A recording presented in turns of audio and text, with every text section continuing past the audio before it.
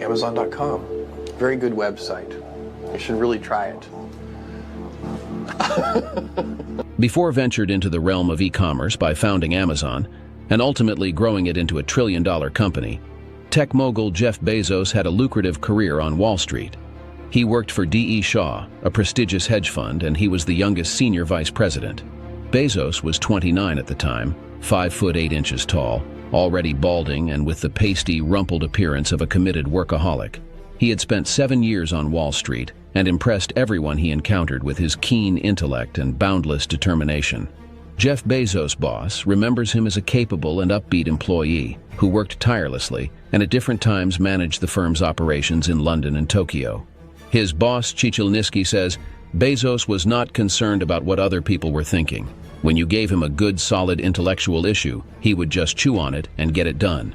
At D.E. Shaw, Jeff Bezos displayed many of the idiosyncratic qualities his employees would later observe at Amazon. He was disciplined and precise, constantly recording ideas in a notebook he carried with him, as if they might float out of his mind if he didn't note them down. He quickly abandoned old notions and embraced new ones when better options presented themselves. He already exhibited the same boyish excitement and conversation-stopping laugh that the world would later come to know. Bezos thought analytically about everything, including social situations. Single at the time, he started taking ballroom dance classes, calculating that it would increase his exposure to what he called N+ women. Jeff Holden, who worked for Bezos first at D.E. Shaw and later at Amazon, said, Bezos was the most introspective guy I ever met. He was very methodical about everything in his life. Jeff Bezos met his wife Mackenzie Scott while working at D.E. Shaw. Bezos, who conducted Scott's job interview, was immediately taken by her. Their connection was instant and deep. The couple got engaged 3 months after they started dating. They were married 3 months after that. It was mid-1990s.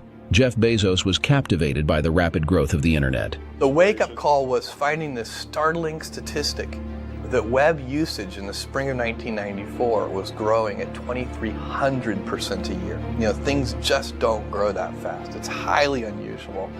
And that set me about thinking what kind of business plan might make sense in the context of that growth. After making a list of 20 products he could sell online, Bezos decided that books were the most viable option. Jeff Bezos reasoned, the idea of building an online bookstore with millions of titles, something that simply couldn't exist in the physical world, was exciting to me. He flew to Los Angeles to attend the American Booksellers Convention and learn everything he could about the book business. Our choice of product categories, books, was a very good choice. And we did a lot of analysis on that to pick that category as the first best category for e-commerce online. But there were no guarantees that that was a good category. Bezos' major dilemma was whether to leave his secure, well-paying job for the unpredictable world of internet startups. Bezos recalled, I knew when I was 80, I would never think about why I walked away from my 1994 Wall Street bonus right in the middle of the year. That kind of thing just isn't something you worry about when you're 80 years old.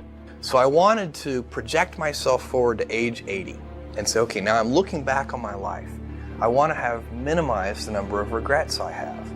And you know, I knew that when I was 80, I was not going to regret having tried this. I was not going to regret having trying to participate in this thing called the internet that I thought was going to be a really big deal. I knew that if I failed, I wouldn't regret that. But I knew the one thing I might regret is not ever having tried. And I knew that that would haunt me every day. So when I thought about it that way, it gets you away from some of the daily pieces of confusion. Jeff Bezos told his boss at the investment firm that he was quitting to start an online bookstore. I went to my boss and said to him, you know, I'm going to go do this crazy thing, and I'm going to start this company selling books online. And this is something that I had already been talking to him about in a sort of more general context. But then he said, let's go on a walk. And we went on a 2-hour walk in Central Park in New York City. And the conclusion of that was this, he said, you know, this actually sounds like a really good idea to me. But it sounds like it would be a better idea for somebody who didn't already have a good job. And he convinced me to think about it for 48 hours before making a final decision. When Jeff Bezos informed his parents about his new startup, their first reaction was, "What do you mean you are going to sell books over the internet?" It was hard for them seeing their accomplished son leaving a well-paying job on Wall Street to pursue an idea that sounded like utter madness. His mother, Jackie Bezos, suggested to her son that he run his new company at night or on the weekends. Bezos told her, "No, Mom, things are changing fast. I need to move quickly." I'd already talked to my wife about this, and she was very supportive and said, "Look, you can count me in 100%. Whatever you want to do." It's true. She had married this kind of, fairly stable guy in a stable career path, and now he wanted to go do this crazy thing, but she was 100% supportive. Jeff Bezos first named the company as Cadabra, after the magic slogan, "Abracadabra." When he first mentioned the name to his lawyer over the phone, his lawyer misheard it as cadaver. Bezos knew right then that the name would not stick. I called a friend who lived in Seattle, asked could he recommend an attorney. He said yes, he recommended his divorce lawyer, but that's who we used. It was a general practitioner and a small guy, a sort of small sole practitioner. He incorporated the company. He asked me on the cell phone, what name would you like the company incorporated under? I said, Cadabra, as in abracadabra. And he said, cadaver? And I knew then that was not going to be a good name. While looking through the A section of the dictionary, Bezos discovered the word Amazon, which seemed fitting because it was Earth's largest river and he was building Earth's largest bookstore. And Amazon.com will appear in the first pages of the Internet directory, making it easier to attract users and customers. So Bezos settled on the name Amazon. Starting Amazon required significant personal investment, both financially and emotionally. Bezos utilized his savings and even secured funds from family members. Bezos's parents, Jackie and Mike Bezos, invested $100,000 in Amazon. His father, Mike Bezos, says, "We saw the business plan.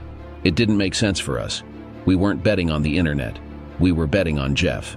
The first sort of initial startup capital for Amazon.com came primarily from my parents, and they invested a large fraction of their life savings in what became Amazon.com. And that is was a very bold and trusting thing for them to do, because they didn't. My dad's first question was, "What's the internet?" Okay, so he wasn't making a bet on this company or this concept. He was making a bet on his son, as was my mother. So, and I told them that I thought there was a 70% chance that they would lose their whole investment, which was a few $100,000, and they did it anyway. Bezos called his parents and said, "I want you to know what the risks are, because I still want to come home for Thanksgiving if this doesn't work." By the end of the decade, as 6% owners of Amazon, Jeff Bezos' parents were billionaires. His wife, Mackenzie, an aspiring novelist, became the company's first official accountant, handling the finances, writing the checks, and helping with hiring. For coffee breaks and meetings, the employees would go to a nearby Barnes & Noble. In the early days, Amazon.com website was primitive, mostly text and somewhat unimpressive. The homepage of Amazon announced the following words in blue underlined text: 1 million titles, consistently low prices. When we launched that store in July of 1995, we were shocked at the customer response. Literally in the first 30 days, we had orders from all 50 states and 45 different countries. And we were woefully unprepared from an operational point of view to handle that kind of volume.